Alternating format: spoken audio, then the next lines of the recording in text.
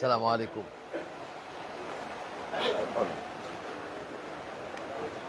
Assalamualaikum warahmatullahi wabarakatuh. Dan salam sejahtera. Alhamdulillah Rabbil Alamin. Wassalatu wassalamu ala asyrafil anbiya wal mursalin wa ala alihi wa sahbihi ajma'in. Pengurusi dan barisan kepimpinan Patriot, Suara Patriot ini, saudara Asmuni, yang juga jangan lupa ada calon Manjoi ini, dan rakan-rakan dimuliakan. Saya menyambut seruan ini, walaupun acaranya seperti biasa, kempen ini ketat. Saya baru ke Bukit tadi, jumpa perkampungan orang asli yang juga terabai dalam sistem pemerintahan kita. Dan tetapi saya terima kasih kerana dapat dengar pandangan dan luahan. Sebenarnya bukan baru. Kalau tengok di Parlimen, selain daripada Surah Mak Sabu, saya berulang kali minta supaya diberi pertimbangan. Ya. Dan menteri sendiri patut dengar dan melayani. Ya. Tetapi nampaknya mereka tidak pandang berat isu ini. Saudara, ini bukan isu politik. Menang kalah pilihan raya, kerajaan bertukar, pimpinan bertukar, itu satu soal. Tapi soal keadilan, tak ada negara yang tak iktiraf sumbangan pasukan pertahanan dia, sama ada tentera atau polis. Dan di sini saya tidak mahu mengatakan bahawa kerajaan, baik Barisan Nasional atau Perikatan Nasional, tidak melayani sama sekali. Tapi dia tidak prihatin, ini masalah dia. Kata macam tadi yang disebut tadi. Ya. Bayangkan orang yang bertempur lawan komunis, ada kecederaan, takkan nak kena merayu bertahun-tahun supaya diberikan layanan. Bagi saya tak masuk akal. Ini yang kita sebut di Parlimen. Tak payah dia rayu. Orang itu terlibat dalam pertempuran dengan pasukan komunis. Dan masa itu, ya sekarang orang berkatalah tak ada apa-apa kan. Tetapi masa itu hidup mati kita. Itu corak pemerintahan kita.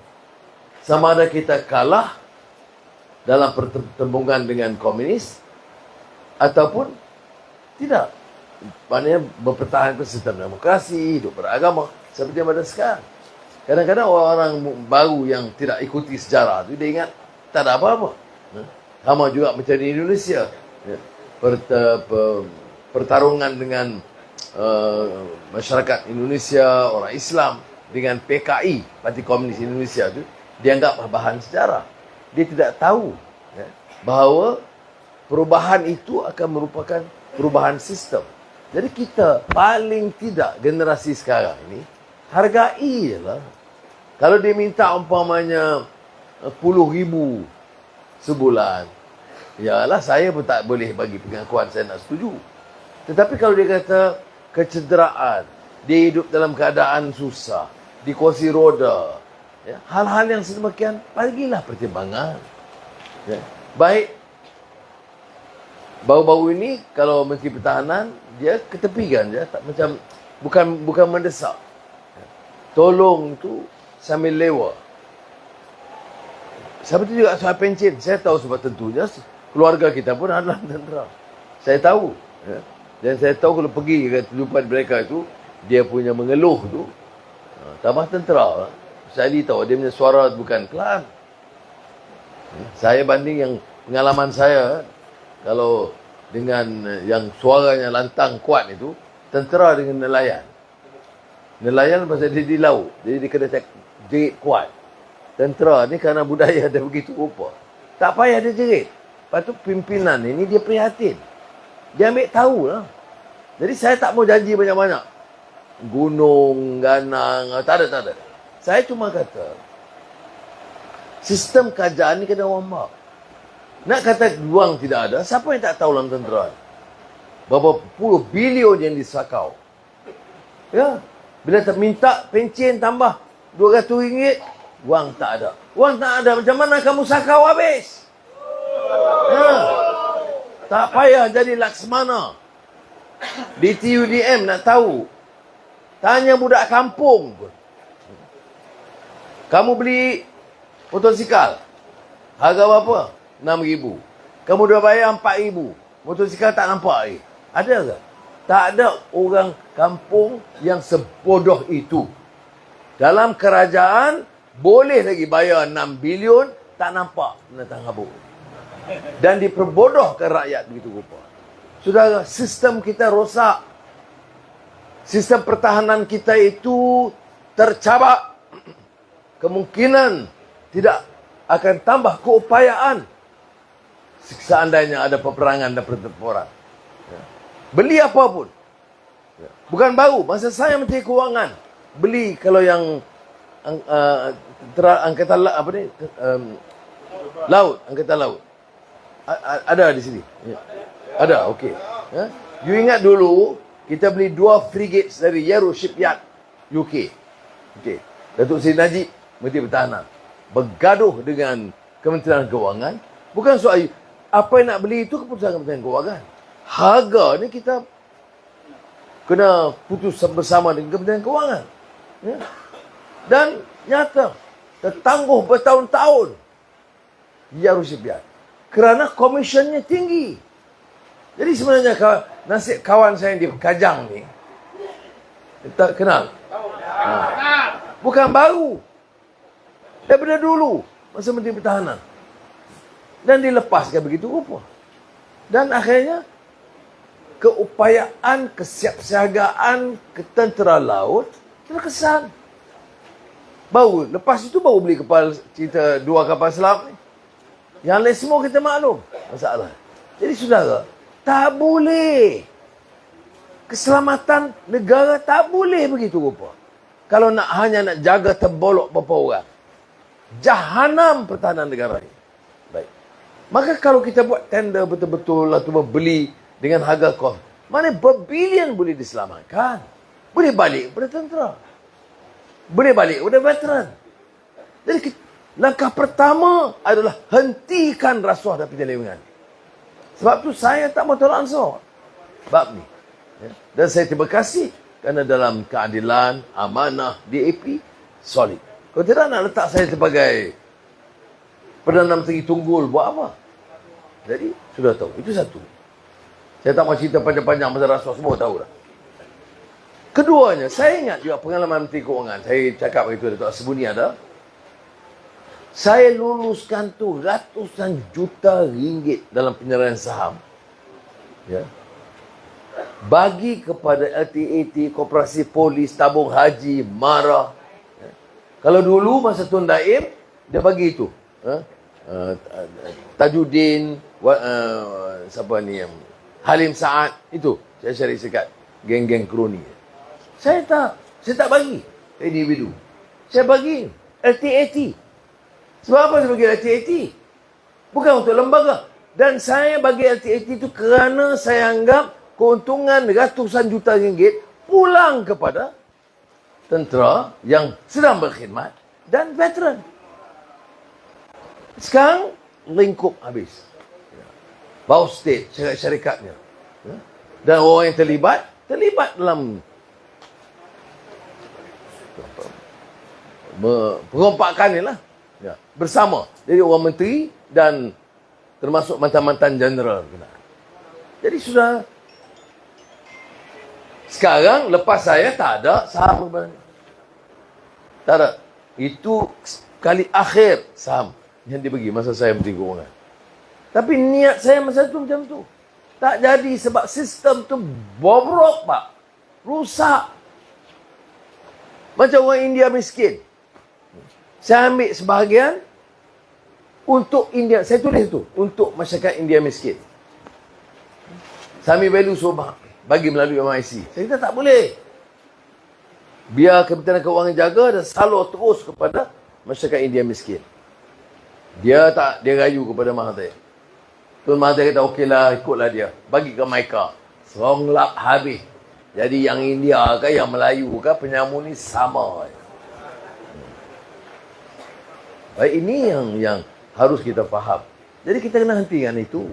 Jadi sebab itu kalau kita nak kata nak gunding, nak apa, selagi sistem kerajaan tak berubah, beginilah kita nasib kita. Itu yang Saya nak tekankan mengapa sistem itu betul-betulkan. Dan ya, tentunya ekonomi sekarang memang tengah teruk. Tanya juga pemimpin menteri 70. Gaji RM70,000 sebulan. Kamu terkedarah saja tak buat kerja, pasal apa? Harga barang terus naik. Gaji tak naik. Veteran tak berapa kali perhimpunan lah. Jalanlah kaki dalam banyak mana pun. Jauh mana pun. Puak ni tak peduli. Ya. Ya. Jadi sebab itu saya insya-Allah lah, Tuan Sembunyi ada, kita akan beri pertimbangan yang wajar mengembalikan hak orang yang telah menyumbangkan tenaga mereka. Jadi yang itu, bagi susah yang kenal saya, tahu saya. Saya tidak mahu jadi Perdana Menteri untuk berkaya diri. Cukup. Saya boleh. Ya. Sebab itu saya kata, saya boleh hidup dengan allowance ahli parlimen. Saya tak mau terima gaji Perdana Menteri kerana saya malu pada rakyat. You nak dapat RM200 susah, aku nak kena ambil RM80,000 sebulan kunun khidmat kepada negara. Aku ada maruah. Aku tak sanggup macam itu dalam keadaan orang susah. Dan jumlah menteri, ini menteri ini semua parti. Kalau bercakap hidup Melayu, orang tak lah dengar. Kami ni semua jadi separuh kafir lah. Haram jadah. Ya, hidup Melayu berguna. Kemudian Islam. Yang pakai serabam serupa dia ambil. Tak ada pula rasa salah. Kamu duta khas ambil RM60,000 sebulan. Mesyuarat parlimen pun tak pergi. Tak rasa salah. Dan orang ni pula, benda. Ya. Bila kita tangkap, dia kata kita anti ulama. Saya bukan anti ulama. Saya anti tokoh politik. Termasuk yang bertopengkan agama. Tapi saya tidak kecam seluruh parti itu. Yang kecam parti itu, Muhyiddin. Dia yang panggil PAS itu parti ajaran sesat. Sekarang dia jajar bukan setengah mati. Sebagai tokoh yang diutarakan oleh PAS beberapa nanti. Itu hak dia. Tapi marah-marah saya kepada PAS. Tidak pernah saya keluar kenyataan menghukum semua parti dan ahlinya. Ingat, parti ajaran sesat. Itu yang disebut oleh Muhyiddin. Sekarang, kalau Ustaz Hadi depan Muhyiddin ni, cuma tak cium tangan je. Punya mengampu. Itulah keadaan kita politik. Ada kita dengar soal membela nasib veteran. Ada kita dengar soal keluhan rakyat susah kerana harga barang naik. Tak ada. Jadi politik apa? Politik perut. Sebab tu saya katakan, kita doalah kepada Allah SWT. Mudah-mudahan kali ini ada perubahan tertentu. Ada orang kata perubahan ni tukar. Kalau kata nak tukar Perdana Menteri, saya kata tak setuju. Berapa banyak Perdana Menteri dia tukar? Yang dulu jaga anak dia berbeli. Lepas tu anak menantu. Ya. Yang kedua-dua Perdana Menteri selepas itu. Kena panggil saya tadi, Muhyiddin panggil Anwar ni, dia tahu apa, dia Perdana Menteri tepi. Saya nak beritahu Muhyiddin, aku tepi pun tak apa, aku tak curi duit negara. Yang kamu jaga itu, kamu kena bertahan. Ini yang penting kita kena ingat. Ya, mudah-mudahan usul-usul saudara saya boleh bawa lah, tapi kita bagi perhatian utama, insya-Allah. Yang munasabah, saya tak boleh kata semua yang dituntut diterima, tapi kita kurang-kurangnya tak boleh nafi hak orang yang berkhidmat, dan tak munasabah pelarasan gaji itu ada dua kategori. Tak ada. Ini bagi saya, apa saya, kalau pencen meja sekian, lama atau baru, sekian lah. Dalam pelarasan gaji semua begitu. Menteri zaman Tunku Abdul Rahman, pencennya sama dengan menteri zaman Mahathir, zaman Ismail Sabri. Tapi bila tentera, dia lain. Tu pun ada juga sokong dia orang ni. Dia pangang dia tentera.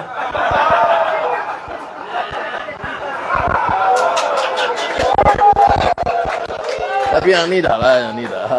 Dah sebut. Jumpa, bukan main. Jadi, ini bagi saya lah. Ya. Pahaman saya tentang perlembagaan. Pelarasan pencen di mana dia, tak boleh. Contoh terbaik ahli parlimen. Ahli parlimen zaman Tengku sampai sekarang. Pencen ni sama. Mana kalau nak suai sikit-sikit undi, dia ada kategori. Tapi tak boleh macam sekarang. Dalam tentera. Ya? Itu sajalah. Saya nak sampaikan terima kasih. Dan jangan lupa lah, macam mana pun kita ni calon hari ni. Dan saya pun tak tahu. Dengar sangat cakap sembunyi ni, mari kita tambun. Saya bukan tahu sangat sembunyi tambun ni. Sebaik saya tahu Kordisan ke ataupun Batang Pau. Tapi setiap ayo tahu. Jadi mudah-mudahan dapat sokongan. Satu kursi di Tambun, kita tambah. Kita cukup kursi dan 20 hari bulan, kita boleh angkat sumpah insya-Allah sebagai dalam negara. Baik, terima kasih. Assalamualaikum warahmatullahi wabarakatuh.